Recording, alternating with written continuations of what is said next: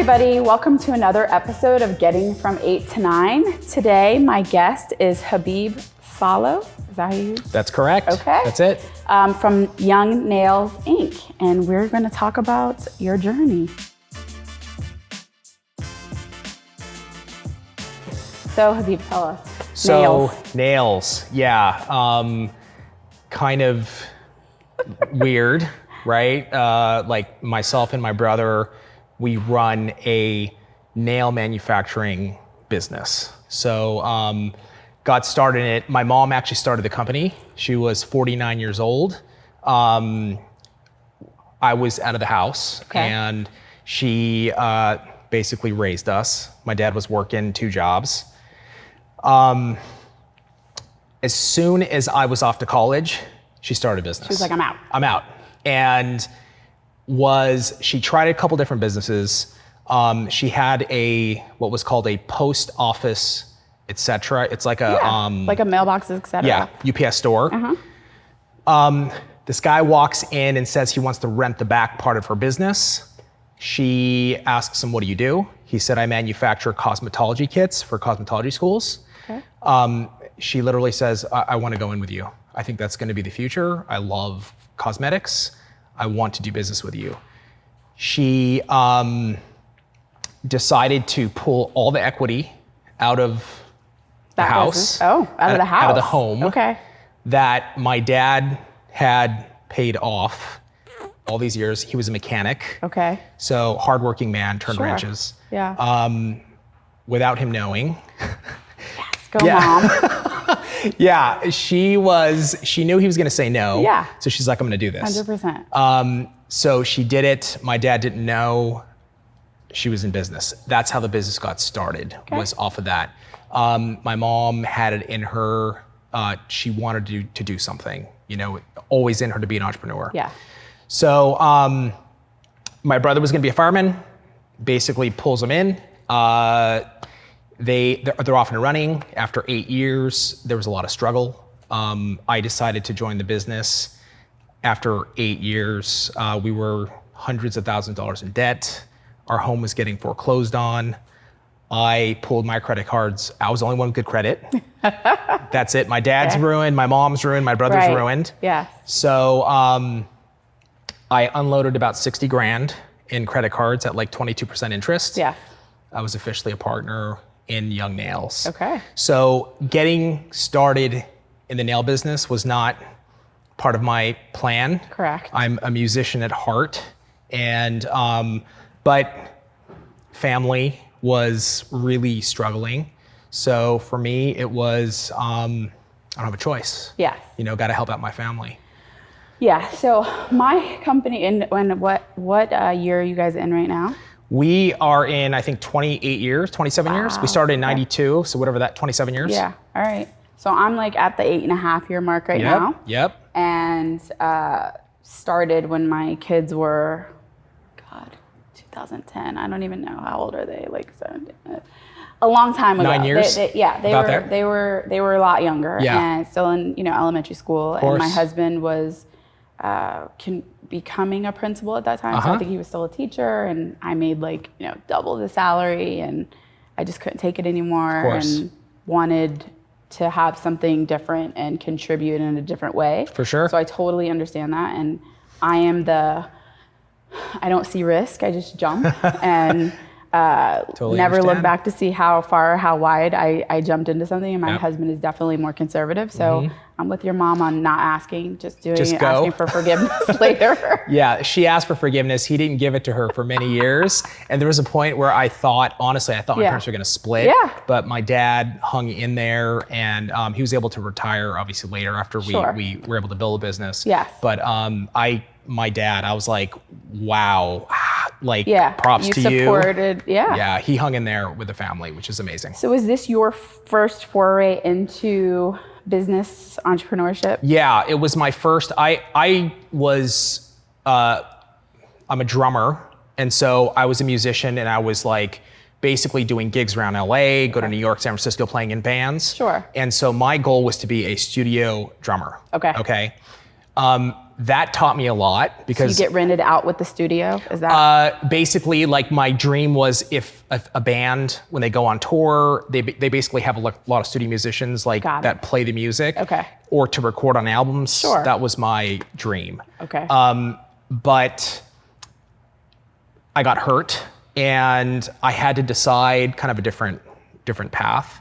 But I have to say, doing that was one of the best things that happened to me in my life because I learned how to make decisions. I was on my own trying to figure out how to do this thing, chase my dream. And when it came time to basically help my family, I knew how to basically make decisions. And I understood, test it, try it. If it doesn't work, try something else. Right, quickly, fast, like move. And that's the thing, like I'm very disciplined. I can work 15, 18 hours a day, no problem. So that's when I got into the business, I had good experience, like real world experience of chasing something that I love to do. So when I got into business, I didn't like it. But what did I do? I started reading, I started asking, I started talking to people that could help me in different areas to get the business cleaned up. I learn fast. Plus, when your back is against the wall and you have, sink or swim. Oh my God, you have no choice. That is a huge motivator to get your stuff together. Absolutely. And that's what it was. It was hardcore grind and hustle for 5 years straight, head down, don't come up for breath, and a lot of very hard financial times. If you've never experienced like real financial hardship, and I'm not even talking about being at zero, I'm talking about being at negative, like deep into debt with creditors calling you nonstop. It is so painful and it's just awful, you know? So today, I always say I operate today off of like 30% fear and 70% curiosity. Like I'm just a naturally curious person. I love to learn, but I'd be lying if I said that fear of going back to where we were. Oh my God. It continues to motivate you forward. It keeps me grounded, and it's like a lot of gratitude. Yes. I'm very happy to have what I have, but I'm not gonna stop because I'm curious, but also some fear there. So, motivated that could all go away, and what do you... In 2 seconds it can go away. Yep. So where, like revenue wise, you were in debt and now you're like almost 20 years later. So I'll give you kind of a play-by-play. When I jumped on board, we were doing $250,000 a year, okay? And then a couple years later, I'll never forget this, we hit the $500,000 a year mark. We were actually profitable. And that was in the black. Oh my God, it was one of the best days of my life, except for the fact that we had to pay taxes. And I was like, how am I gonna pay this money? It's an inventory. And that was my first lesson in business of like, it doesn't matter. You gotta, so we had to get a line of credit to pay our taxes. And then 2 years later after that, we hit the $1 million mark. And then we went from 1 to 10 million pretty rapidly. It just caught fire and things started cranking. And since then we've been continuing to grow off of that. And so today I'm trying to get into that like 50, 60 million dollar mark. Absolutely. But we've built a really solid business, and I got comfortable for a while. I was like, oh, this is good, just keep it here.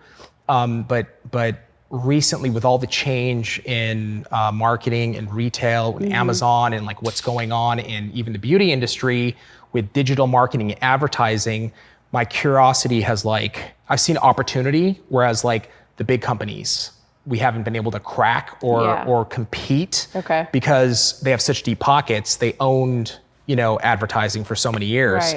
But now with social media, we can crank out content. And that's what we do. That's how we compete today is we pump out, 6 YouTube videos a week. We put out 50 pieces of content a day on probably close to, I think, 10 platforms. Every platform we're on, consistently pumping it out every single day.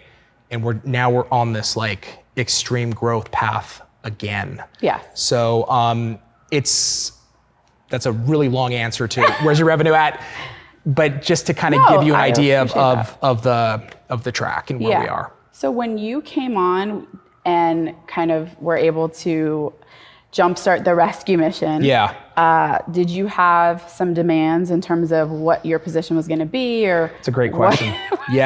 What everybody else's position were going to be? It's such a good question, because the dynamic of working with family, right? Which I know because you work with your sister, right? And my brother. Yeah, exactly. So yes, it was very hard. Initially, my mom was like, okay, I'm the one in charge. Right. 6 months in, I talked to my brother. I said, listen, bro, like, I got to take this over. Like, let me handle the financial part of the business. Right. Let me do this. You go and sell. Just don't worry about anything. I'll handle the guts. And then I basically said, hey, Mom, why don't you just handle purchasing? Because my mom is the most charming, amazing individual on the planet. She has such good relationship with vendors. So I said, and I need to be the one making the decisions. So you guys have to be on board with this. Are you cool? My brother was a yes. My mom was a yes, in parentheses, no. So like, her and I battled for many years, because it was like, okay, and then, go do what you want, or what you're used to doing. That's exactly right. But I had to lay that out. In the beginning, I realized really quickly, one person, at least in our situation, there needed to be one person who was driving it. Yeah. And it's not that I necessarily wanted to do that. I just felt like I had to do it. And we had that conversation pretty quickly in. So and today she's still involved? She is still involved. My mom is 76 years old. Yeah, She's still... the picture you posted. Yeah. 3 of you. Absolutely. And she still handles purchasing.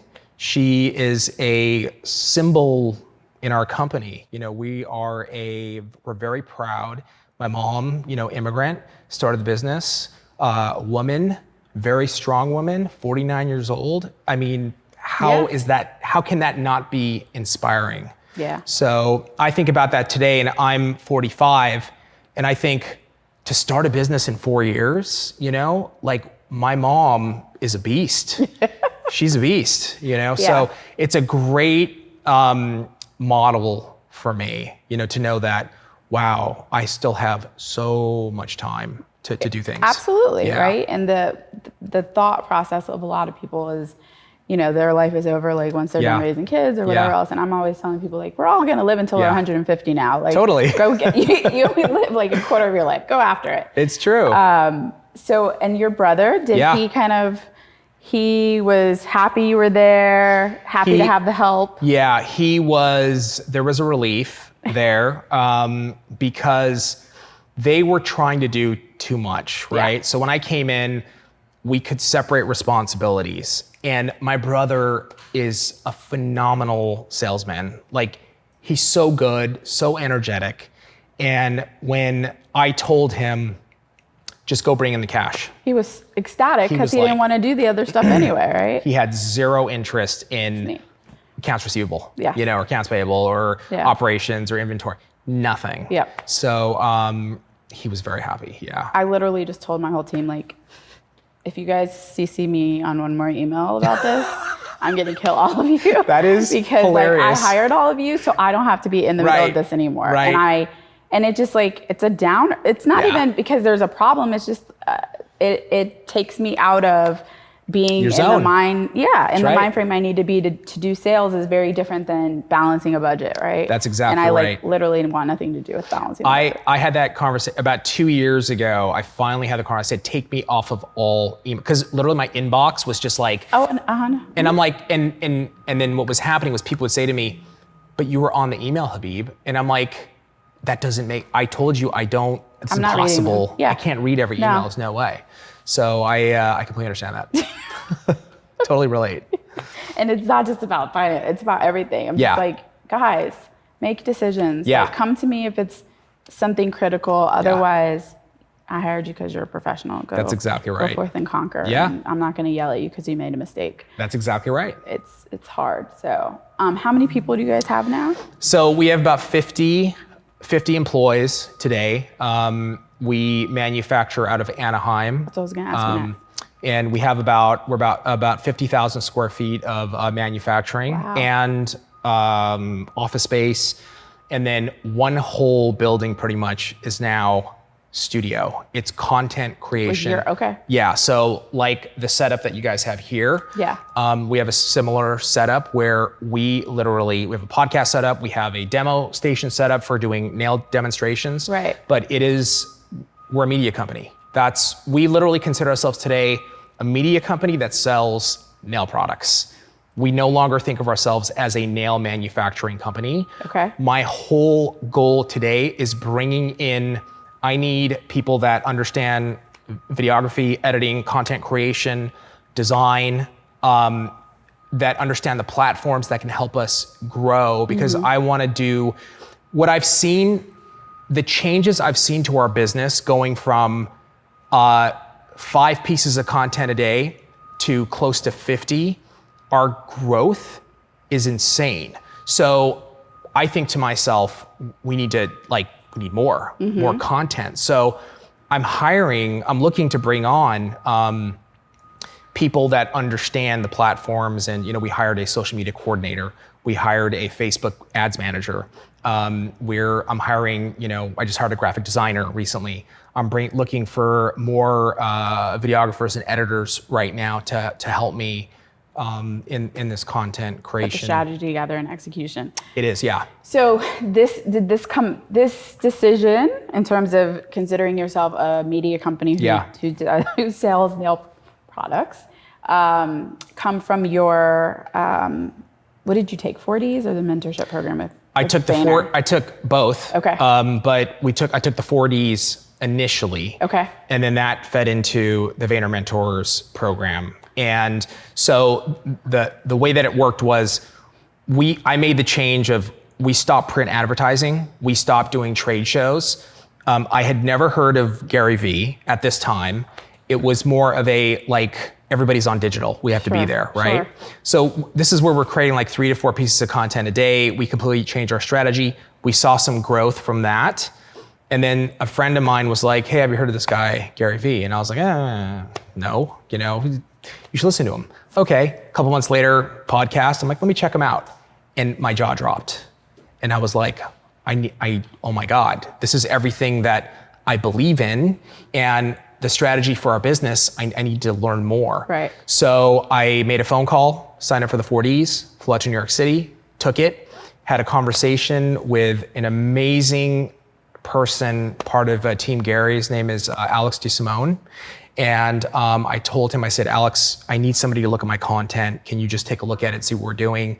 Because I feel like we're doing something a little different. He looked at it, he tripped out, and then he got me a meeting with Andy Kranick. And Andy at that time was like, you guys need, you don't have any Facebook advertising. You have no paid media behind this. Yeah. And that led into the Mentors program. Okay. So we were the first mentor client of VaynerMedia. And they were like, okay, do you want to, yes.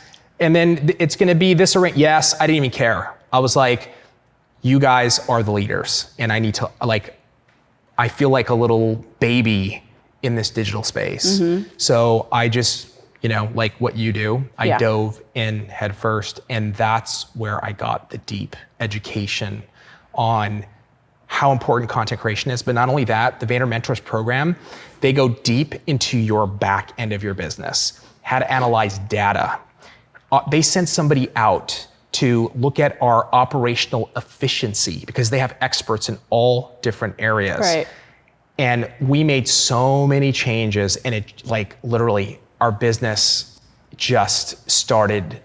That program is the best thing that ever happened to us, basically. Good. So it helped you Very scale. satisfied. Yes. Yeah.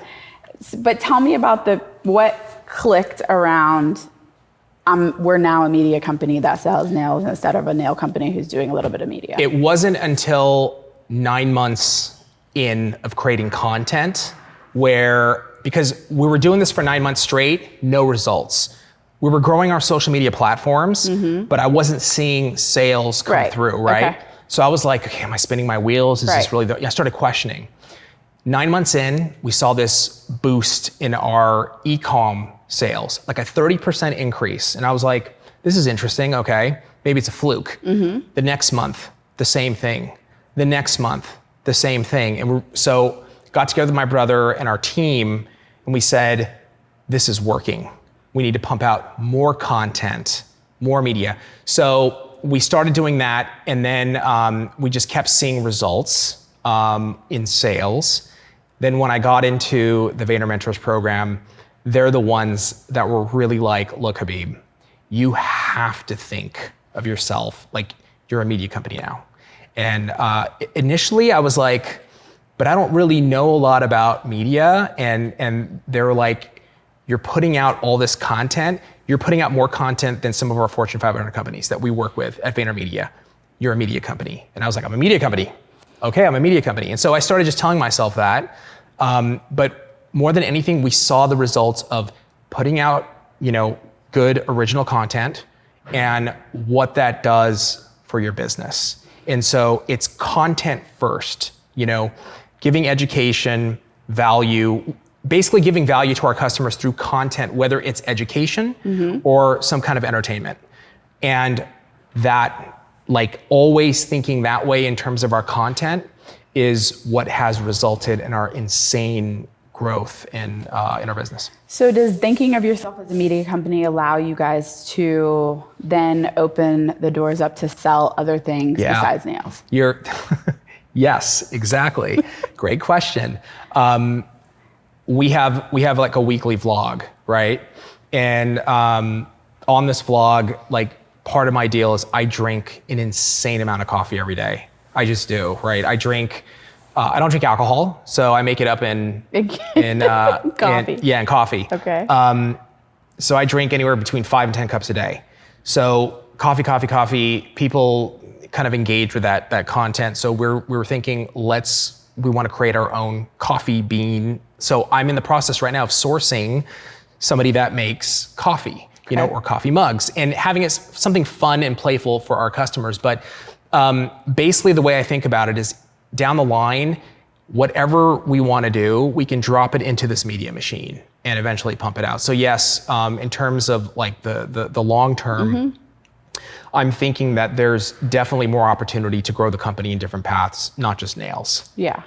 And the reason I ask is it's to me, it seems like a natural progression, but also, like, even for me, just, my idea of doing this podcast is like Gary yelling at me saying, you need to put out more content. I fucking hate producing content. So this is an easy way to, like, meet some people, get a new network, and put out content. Totally. But then it just naturally is like people then saying, well, hey, can you produce a podcast for me? And so that's awesome. But like with my core business, I don't think I could be like, we're a media company, but I can create a new line of business around, that podcast production piece, and then see where it goes from there, which to me is way more appealing than what I'm doing in my regular business. Well, I never thought I would say that, to be honest with you. I wonder how your mom took it when you told her that, and how did you explain it? It's kind of hard. Yeah. Like, initially there was definitely some like, what are we doing? Yeah. Right? Which completely natural. Of course. And she never came out and said that. It was more of like, I know the vibe. Yeah. But I never thought. It was a huge transition, because going from not producing content to producing content and trying to figure it out is really hard. I mean, initially it would take me 3 to 4 days to edit one 5-minute vlog, because I didn't have the chops, But now it's like mentally I'm editing while I'm shooting. I see it beforehand. So that's all through putting out 500 videos in a 2-year span. It's like my brain is trained. I got like real hardcore training in this. I still don't consider myself anywhere close to like an expert. No way. That's why I want to bring somebody in, because I know there's somebody way better and way more knowledgeable and can crank out stuff much more just appealing for our audience. But in the meantime, like, I understand the language. I understand, I can speak the language, you know what I'm saying? Yeah. But it's only because of doing it so much. But you never, 2 years ago, if you asked me that, I would have said, like, what are you talking about? There's no chance. There's no way. Did you think about outsourcing it, or you were always like, I was having this conversation earlier about just outsourcing anything versus bringing stuff in-house? So initially I wanted to do it myself because it's kind of like our business. When we were growing our business, I did shipping, I did accounts receivable. You want to learn all of this I want to learn it just so that I can speak the language. And that was the same process here. When we started first doing Facebook, Instagram advertising, for example, right? That's one of the areas I got trained by VaynerMedia. They put one of their top guys, this unbelievable gentleman named Sid, who's also on Team Gary. And Sid trained me, put me in a room for 3 hours, trained me on Facebook, Instagram ads, started executing, learned. I was doing it full time, seeing results.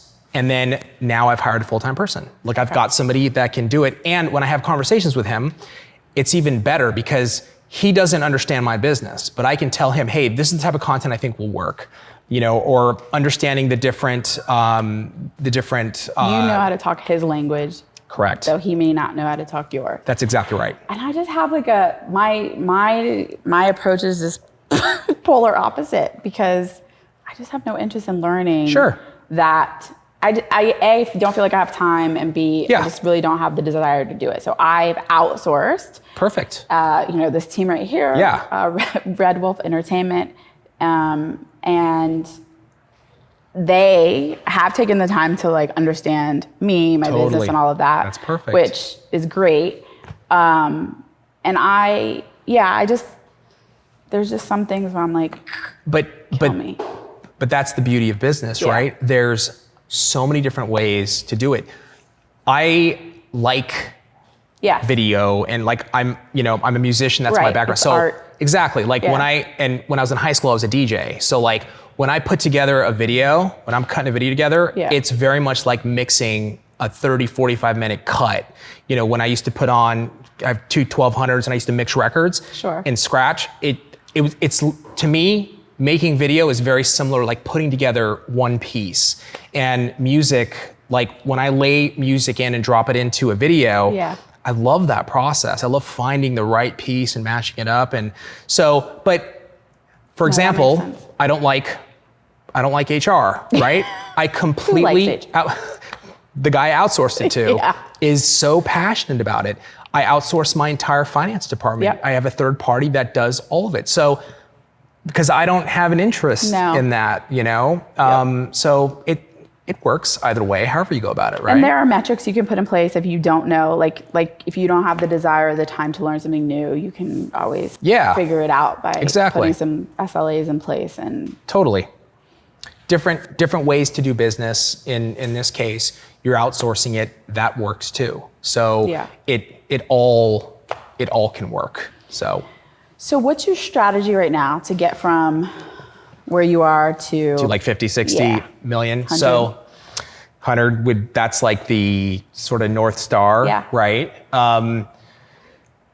It is basically, it's two parts. So on the media side, more exposure and reaching the different demographics. So like we just started on TikTok probably about 2 months ago. So we're that, plus we're on Snapchat too. And then Instagram, there is that younger demographic. So really getting that exposure there for, once those, when those women come up in age, they will be aware of who we are as a brand. So like when they go to the salon, like, hey, I want young nails. And then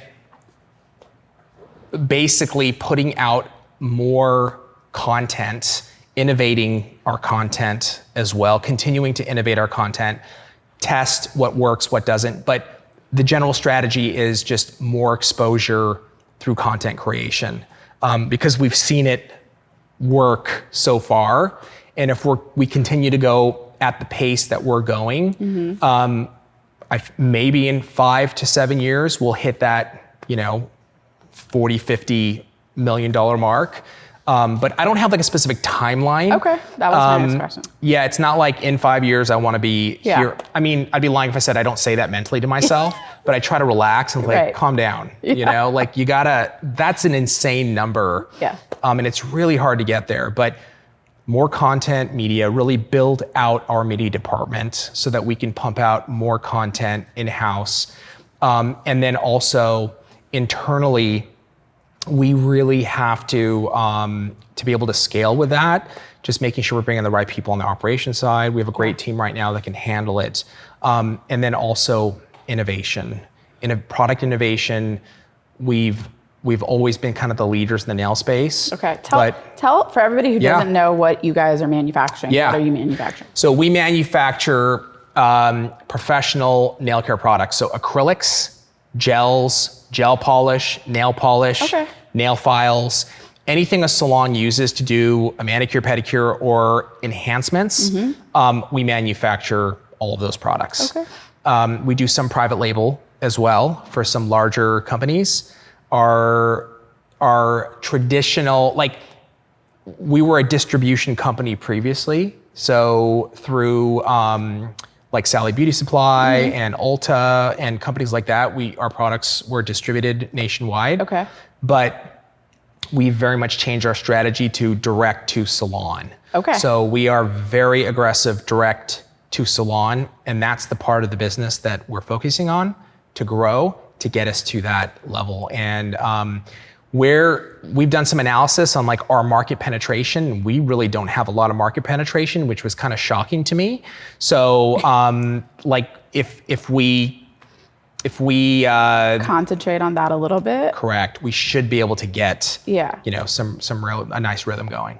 Yeah, and that's always interesting. It's a weird premise for me because I don't believe in competition, and I know people are like, yeah, whatever. What does that mean? But it just means I think everybody, there's enough for everybody to have what they want.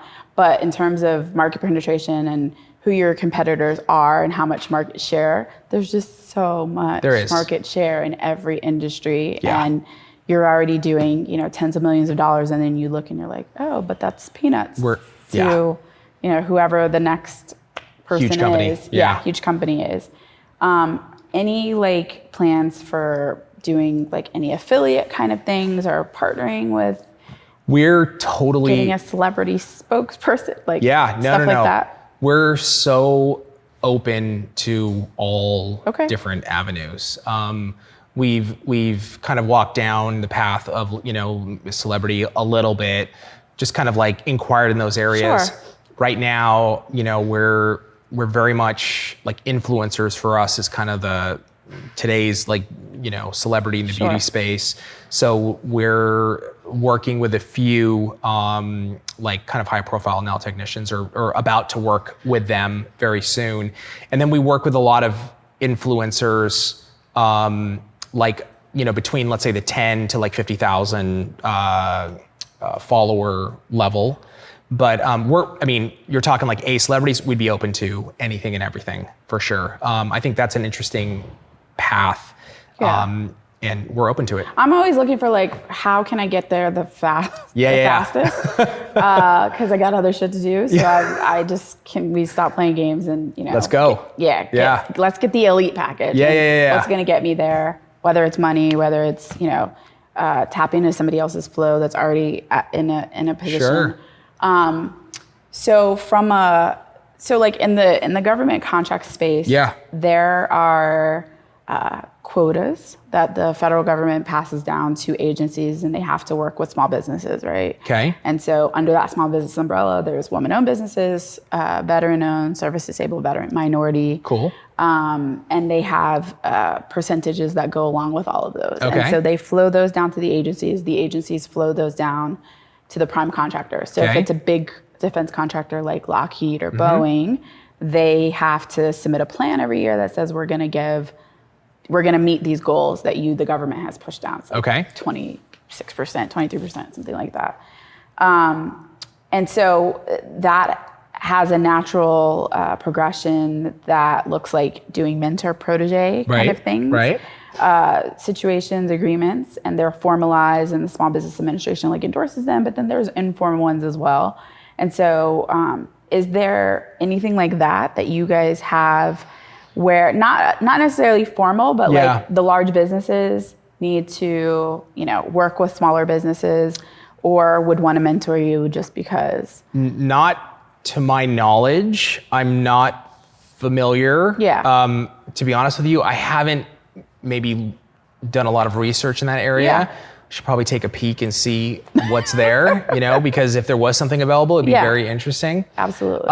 But no, I not to my knowledge. I mean, some of the larger companies, obviously, they do tons of programs, in the beauty space.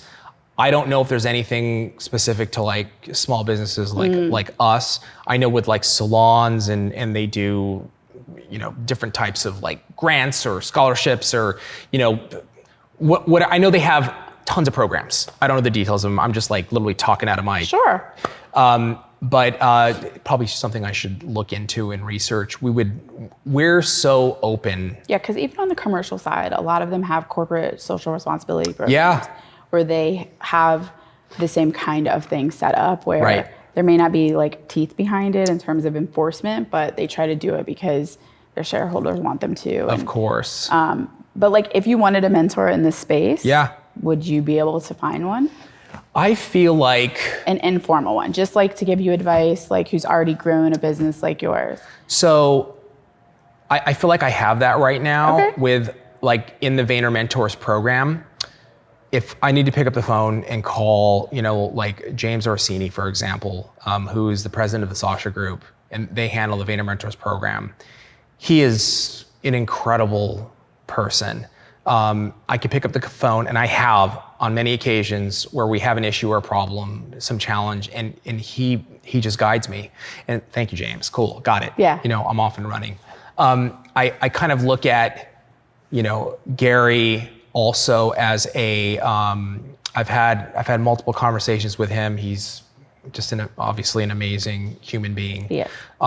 And that, of course, I consume his content, and I feel like it's like a distant kind of mentoring relationship. So I pull from him quite a bit. A lot of people on Team Gary as well, even though they're young kids, I tap into them and I ask them questions and say, hey, I need some guidance in this area, and they help.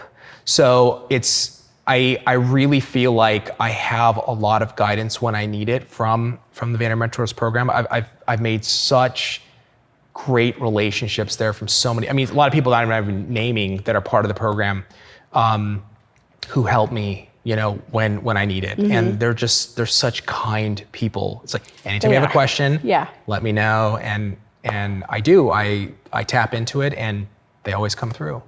Okay. So it's kind of nice. But if there was somebody like a more formal and somebody here, I would love that. I'm a student at heart.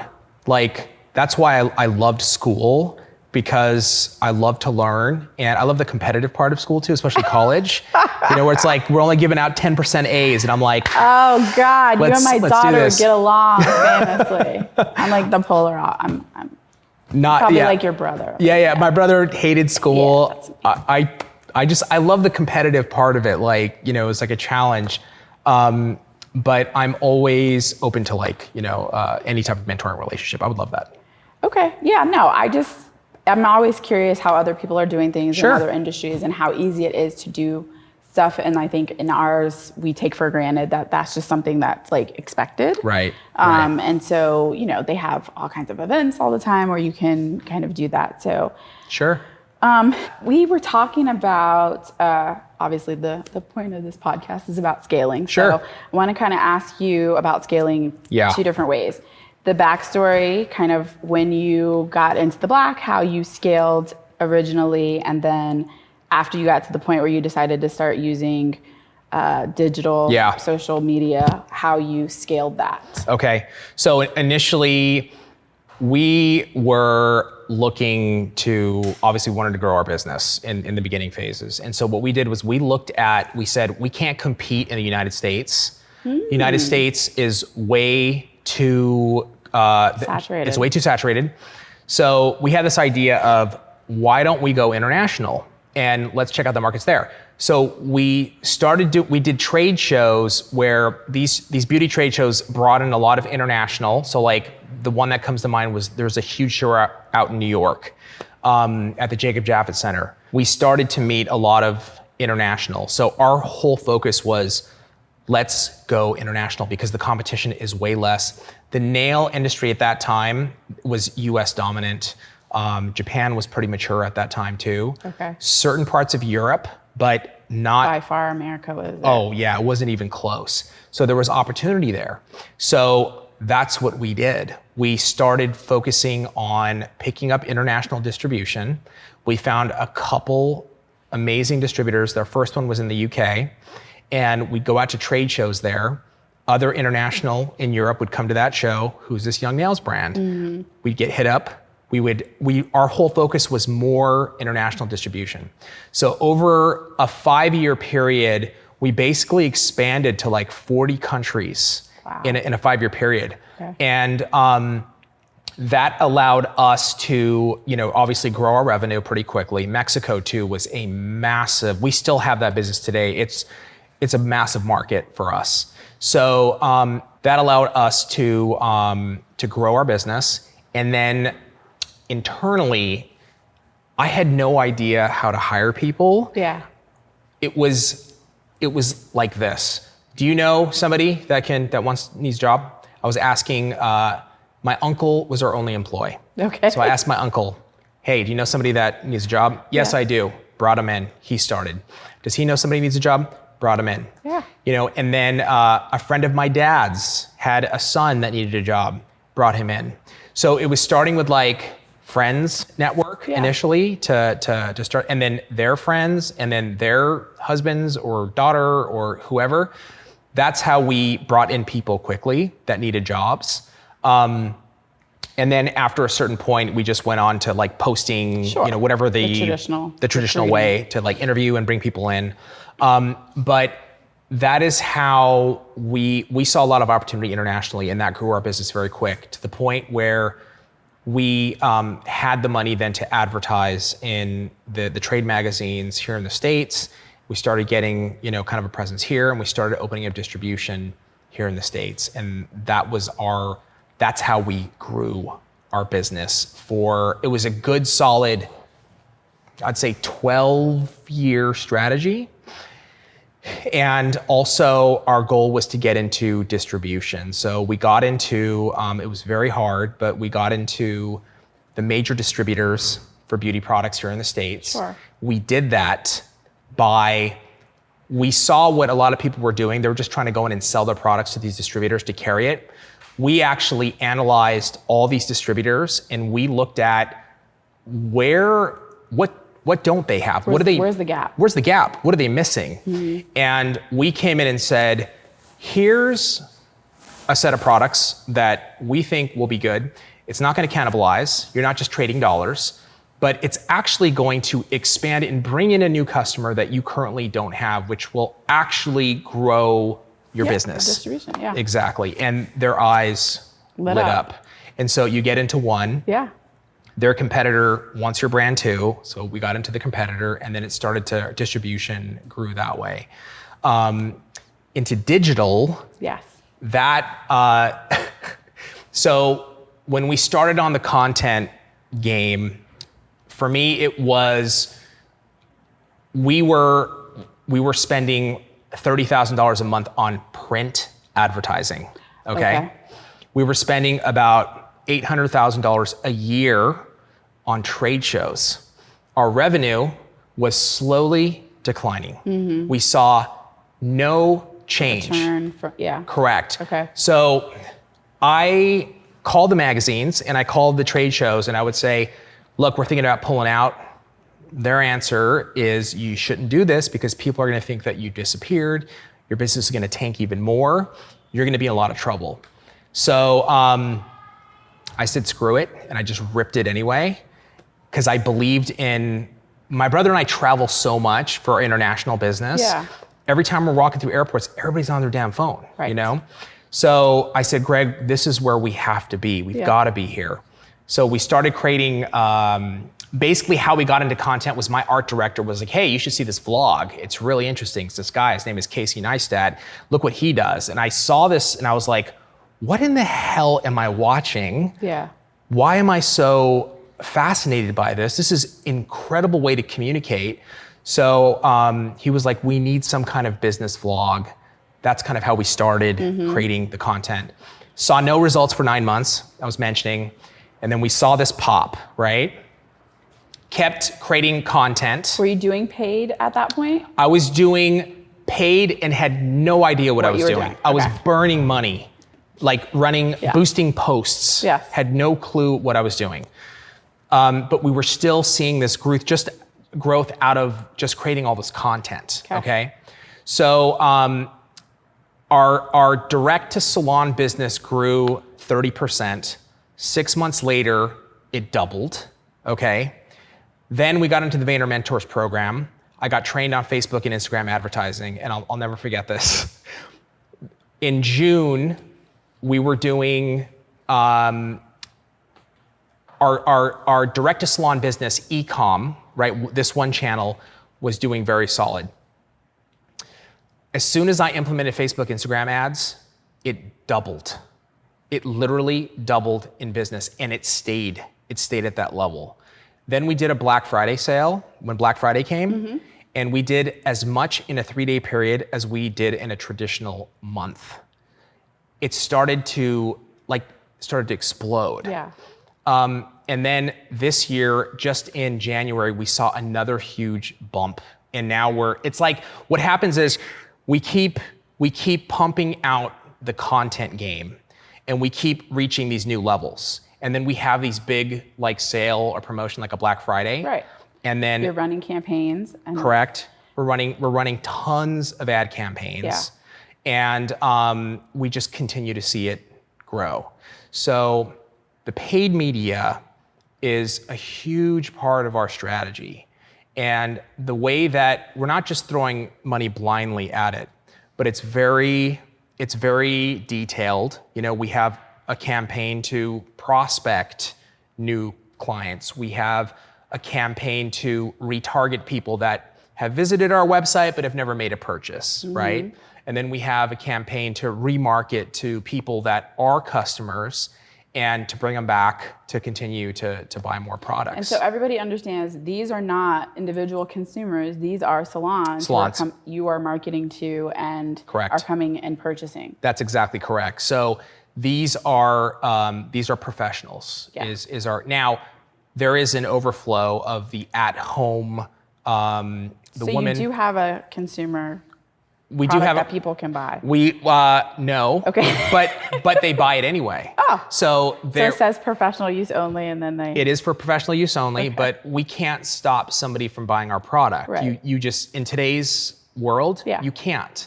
So we have a lot of consumers who do their nails at home, who are passionate about nails, but they don't want to make a career out of it. So they want good products. Yeah. We have professional grade products. They can get onto our website. They can buy it. We don't market to them. Right. We market to the pro. But there's a little bit of an overflow of consumers that do use our products as well. Okay. But that entire strategy, it's why now today when I talk to somebody and they're talking about their business, I instantly I'm like, oh my gosh, you could do this. Yeah. And you could take your business here. Like I see it now, because we've done it to our own business. We've implemented all these strategies on the content game, on paid media, consistency, which is the hardest part, right? Keeping it going day in and day out. Right. And we've seen what it's done to our business. So when I talk to somebody, I have friends, they have, retail stores, or I try to help, and I'm like, if you try, but there's only a certain amount I can tell them, because they're like, oh, thanks, but I'm not really into that. And yeah, because I think the misnomer is that why would a business person, you're in consumer because you're doing B2B, be on Facebook or Instagram or Snapchat or TikTok or wherever, but because they're all people and they're on it, whether they're on it for personal reasons or for business reasons, they're on it. They're on it. Yeah. And so if they're on it for personal reasons and they see they're in the nail business, that's right, and they see your ad pop up and you're targeting that, they're going to click on it. And this is why we are on so many platforms, right? So we started with Instagram and YouTube. We were on YouTube since 2009, creating a couple nail videos here and there. Sure. Instagram and YouTube are kind of our main, but and Facebook. But since we started on this content game, we've expanded into Snapchat. We started a weekly podcast. We went on to LinkedIn, Twitter, TikTok. We do a weekly blog as well, and we do a weekly e-blast. Wow. And a lot of the content though it sounds way more crazy than it actually is. Yeah. It's really the Gary Vee content model of repurposing. Yeah, we repurpose. So we have a whole system of every Monday we shoot our pillar content outside of the vlog that I shoot, which is, I get footage of the week and we post that on Saturdays. We shoot our pillar content on Mondays. I edit it. I'm up late on Mondays. I upload it onto YouTube, Facebook, schedule it. From there, our team goes in it gets deposited in a file. They go in, they start time coding. We have nail techs that she goes in and watches the content. She time codes everything. Okay. Somebody comes in after her, chops it up. Out of 3 videos, we'll get like 35 pieces of content out of that video content. From there, I've got a copywriter. She's my wife. Phenomenal, smarter than I will ever dream to be. She's so smart, incredible writer. It's really one of her gifts. She goes into our content. She writes our blog based off of the content that we do. And from there, I go in, and that's how I get a lot of my content. I repurpose it. We all have our platforms we're responsible. We pull from it, we post. But a lot of the, I'll go on to LinkedIn and I'll write articles. I'm not writing those articles. My wife is writing those articles. Right. I grab it, post it. It's got my name on it. And then from there, I'll grab 3 or 4 little highlight sentences. Those are now Twitter posts, right. Or LinkedIn posts. So it's almost a game, but it becomes a lot of fun once you get the rhythm going. Sure. But the key for us is really starting with that main pillar content, and then it all kind of rolls from there. So in the digital scaling, what was the one thing that stands out to you in terms of a challenge and then like a bet you made that you weren't sure was going to work out? It was so hard. That's the truth. Like in the beginning, because I had to learn how to edit, and shoot video. So I'm not doing it. I believe you. Oh my God. That's why I have so much respect for, people that do this for a living. I really do, because it is a skill. It's so hard to do. Extremely difficult. And so that initial process, I was dying. I was getting 3 hours of sleep a night, for the first 12 months. Wow. And because I was learning as I was doing it. Sure. Yeah, and I was posting stuff that was like awful, but I didn't care. I was like, just get in the rhythm. Yeah. I know as a business person, the only way to learn is you have to do it, you got to execute, and then you just put it out. And then depending on what the market says, I'll learn. Okay, that was crappy. Yeah. That was not good, that was bad. I'll learn. So that was really hard. I was shooting, editing, posting, everything initially. And then, we added one person on. Okay, you handle Instagram. Okay, you do the Instagram posts. And then I added another person on for our social media coordinator. She handles every single comment posted across every platform. Bless her. This is what she does. Yeah. She responds. You have to respond to every comment and all DMs on all platforms. Wow. She's community manager. This is what she does. Okay. Because we get tons of comments on our platforms because we have decent followings on our platforms and a lot of activity. So for us, interaction is everything, that engagement. But scaling that it's hard. You know what I mean? It was like bringing the people in, seeing if they're a fit, they're not. I mean, we tried different people, it didn't work out. Yeah. Totally fine. But for me, it's a numbers game of we have to just try different people, different things that can handle the different platforms and handing it off. That was the hardest thing for me as a business owner was, okay, you got Instagram. Yeah. You got TikTok, you got Snapchat. I'll take Twitter, I'll take Instagram stories. I'll do the YouTube uploads. And I just offloaded LinkedIn to somebody, our Young Nails LinkedIn page, to have her I want 3 to 4 posts a day. I want it around this. I want to grow it to 1,000 followers, let's say by the end of the year. So she's got her goal, and then she taps into me for anything she needs, but it's just offloading and letting them build. Yeah. And if they need anything, I'm there to help them.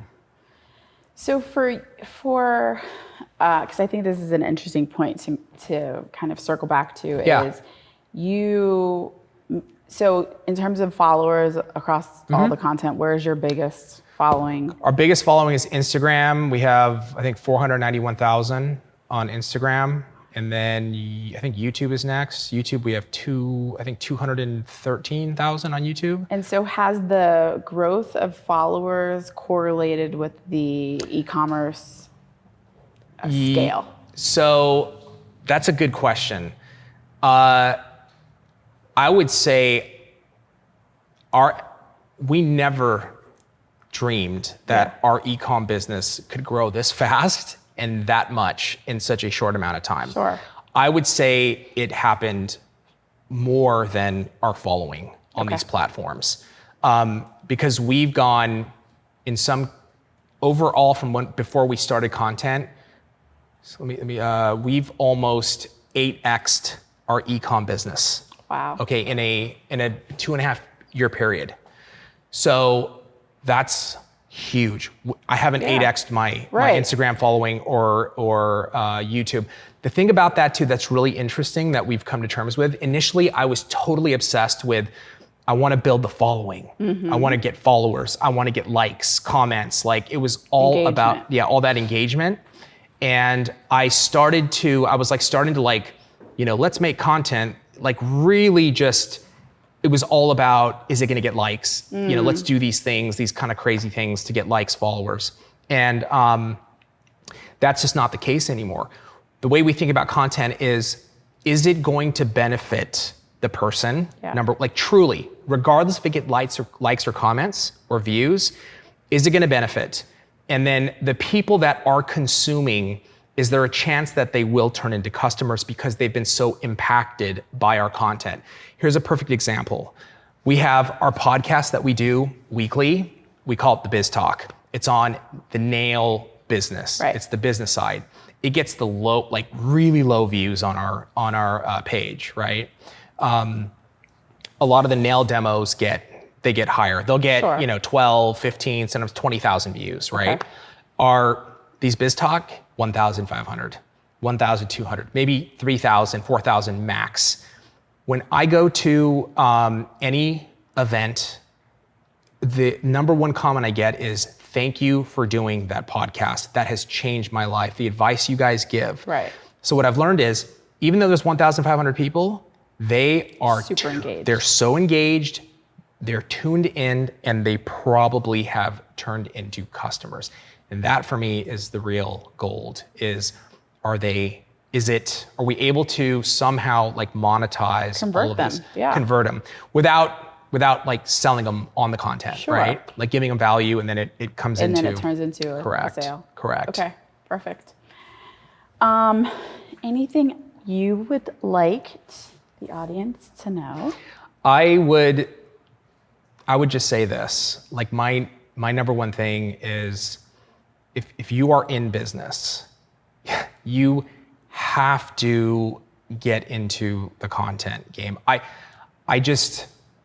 sure there are other ways to do it, right? I'm sure there are other ways to grow your business. But because of the results I've seen for our business, I know it works.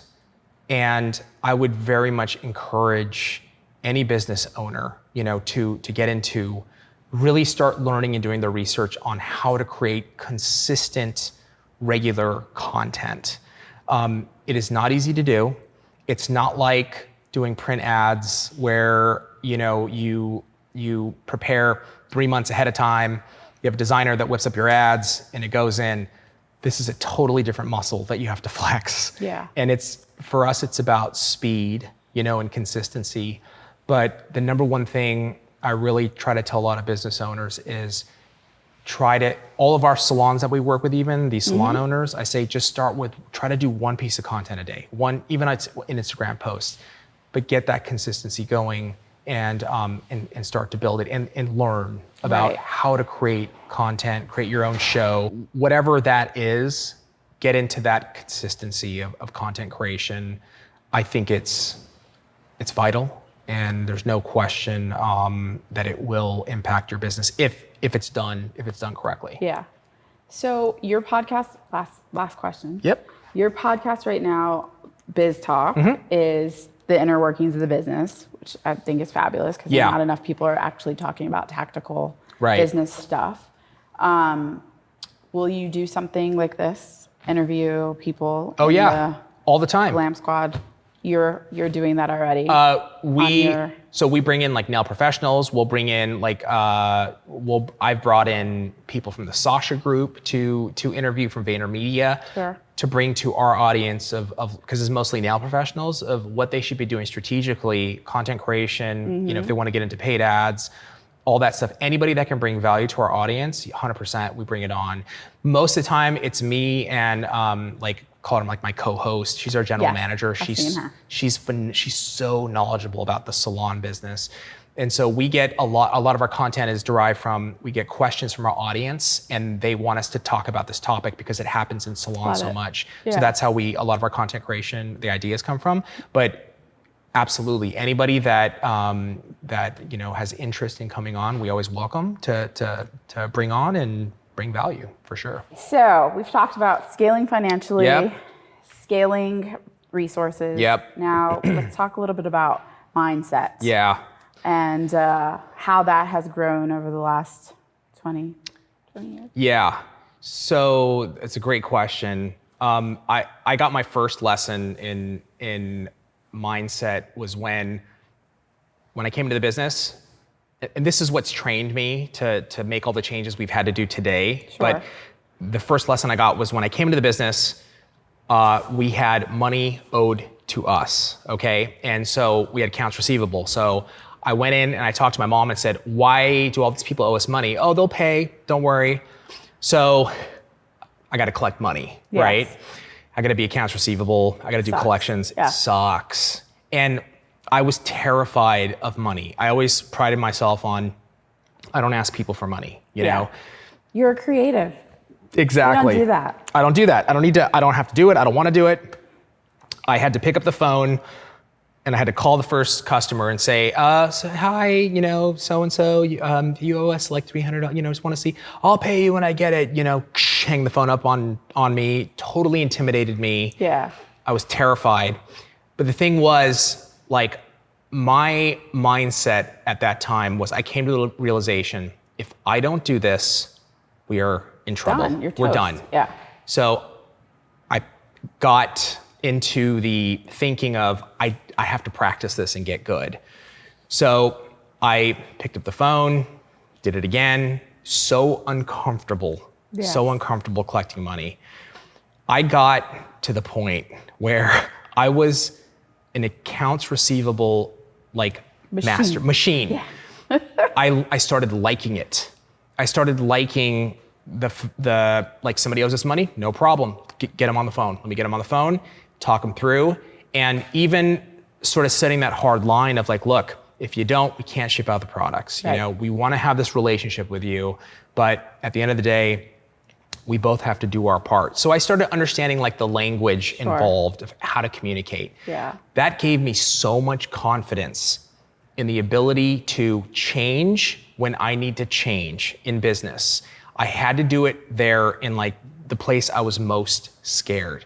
So fast forward to, 2.5 years ago, where there's this big change and we have to stop doing print, stop doing trade shows, and get into the digital social media space and start putting out content. It was overwhelming, but I've had the practice and I understood like this is going to be really hard, but this is what business is. If we don't, and I had that same thought process, if I don't make this change, we're gonna die. Yeah. Like we're gonna go out of business. And I saw it financially too, because we're spending all this money in trade shows and advertising, and our revenue was just slowly dying a slow death, right? Yep. So just ripped the Band-Aid off and jumped in full force. And it was like I was saying earlier, that process of making that change was really hard. But I've had a lot of practice at it. And again, it's that actual belief of, if I don't do this, our business is over. I think there's a lot of business owners that are not being real. They're super optimistic. Right. Dangerously optimistic, right? Like, no, everything's gonna be fine. I got no problems. The market's gonna be okay. Yeah. And the truth of the matter is, if you don't adapt, you're gonna be out of business. Plain and simple.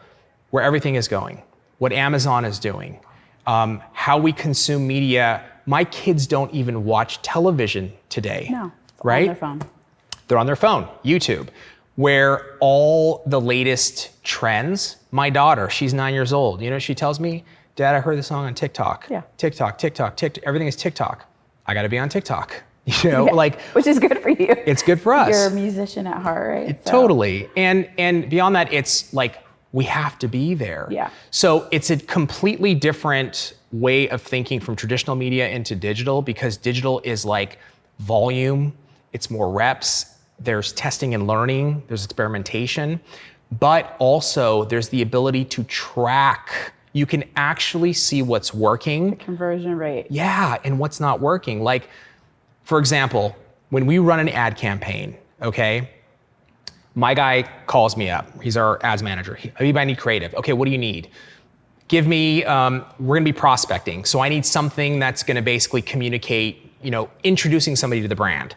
Great, I've got, how many pieces of content you need? Give me 15. Cool, go in there. Some will be pictures, some will be videos, some will be a cool slow-mo nail coming around the corner. Some will be me talking to the camera saying, hey, we're young nails, blah, blah, blah, blah, right? He runs all the pieces of creative. He sees what's working, doing well, what's not working, because you can actually see it. You shut it off real time. Yeah. The stuff that is working, put more money towards it. And then now it gives us an idea. This type of content works for this type of prospecting campaign. Sure. So we can start to dial in the content even more. We need more of this type of content for this type of prospecting campaign, because we have the data. You can't do that with billboards. You can't do, getting the feedback, it's like, we're gonna put up these billboards and then 18 months later, we're gonna see if we can see this bump in revenue. Right. Was it because of billboards? You don't know. Yeah. So today you get to see real time. Like, if I drop $100 to test a campaign, that is so low risk, right? $100, test it, doesn't work, never doing that again. So you get this real time feedback. It's so much better, and I think a lot of business owners today, they're just scared of that transition, and I understand why you're scared, because it's hard, but you have to do it. Yeah, I also just think they don't understand, right? Yeah. It doesn't, to them, the traditional ways of advertising or marketing, seeing a billboard, it was like, okay, in a trade magazine for that industry. Totally. It seemed like this is business, this is personal. And with digital, it's like everything is together. And it's like, why would I use what my kids are using to talk to their stupid friends for business? Right. And so I just think there's a learning curve there for a lot of people, but if they don't get on the bandwagon, they're gonna be toast. Yeah, it's very true. It's really funny because like my friends, right? Some of them have kids that are like 13, 14. Yeah. I'm sitting there talking to their kids about the platforms, and my friends are like, what is wrong with you? Yeah. And I'm like, have you tried this? Have you tried this? Have you, like Snapchat and all that? Like, have you done this? Or on TikTok, I'm like, oh my God, I love just going in and just scrolling like forever. And these 13-year-olds were like, yeah, me too. It's so cool. Like, I can relate because we're using the platforms, but my friends are looking at me like, something's wrong with you. And I look at them and go, this is business. Yeah. If I wasn't in business, I probably maybe wouldn't on a personal level do it, but it's my business. And I think that is the jewel, right? Is that people don't understand. Yeah. They think it's the reverse. Right. You should be using it personal, and they don't understand the business implications. Right. At this point. So with the dynamics of you, your brother, your mom today, you're running the operations, he's doing sales, and your mom is... So the breakdown is, my official title is CEO. So Okay. I'm running the business. But I have a general manager who she actually runs the business. Okay. So I'm really in the marketing part of our business, like really driving the brand. I'm laying out the vision. Strategy. Mm-hmm. Yeah, the strategy, the vision. This is where we want to go, and this is how we want to do it and how we want to get there. My brother is a product development, wizard. He's amazing at it. Okay. Plus, he does a lot of demonstrations. He's an actual licensed nail technician. Okay. So he does demos. And he's a lot of energy at the trade shows. He puts on a great show. So he's a great, part of our content strategy, right? And then my mom is really, my mom is in purchasing. So her role, strictly there. My mom's role is strictly purchasing and really making sure the products come in. Okay. So when you kind of pivoted, because your brother was doing sales originally when you came on, for me that, I know you were saying, for you, the accounts receivable stuff was a nightmare and there was some fear around that and just you having to get in and realize you could do it and you could actually be good at it. For me, it was around sales, right? And this the implications of the sleazy sales guy, I don't want to be that. And I had to, and it was, I think the reason we didn't grow as fast as we could have for a while is because I was just very resistant to playing that role. And I would just tell people I don't even like people. Seriously, I don't like people. I don't want to talk to people. It's hilarious. I only like my friends. And then I was like, okay, I just don't, I don't deal with assholes. And now I'm just nope, I don't even attract that. So I like the people who I attract, which are kind and professional and whatever.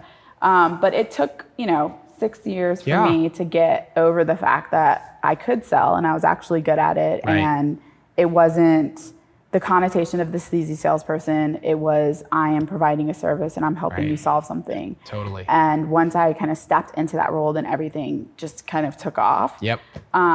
So I'm curious if you had any of that or I had to step into my brother's role. He was the front man for so many years. Yeah. And he didn't do this whole content thing, a vlog. He was like, what's a vlog? What are you talking about? So I had to step into that role as a front person on all the video, which to me was I don't want to do this, right? I was totally terrified. Yeah. And the comments from people are like, who's this guy? What are you doing on the camera? Why are you talking to us? But I was like, you know what? I don't care. Right. It's that mindset of change of I got to adapt and I'm going to love the camera and I will figure this out. Yes. And it's really blossomed into I do love it and I enjoy talking on camera and communicating that way. It's amazing when you try something. It's crazy. And sometimes you'll be like, no, I really do hate this shit. Yeah. But other times it's no, this is good. And who knew I was going to be good at it and I would like it. Totally. And to your point, that's why you gotta try things, right? Absolutely. Yeah, totally. I appreciate you coming on. My on. pleasure. Thanks for having me. Absolutely. Guys, thanks for watching another episode of Getting From 8 to 9 with our special guest, Habib Salo of Young Nails Inc. Please comment, and subscribe. And any questions you have for Habib, please comment and we will get back to you as soon as we can. I appreciate your attention as always. Thank you.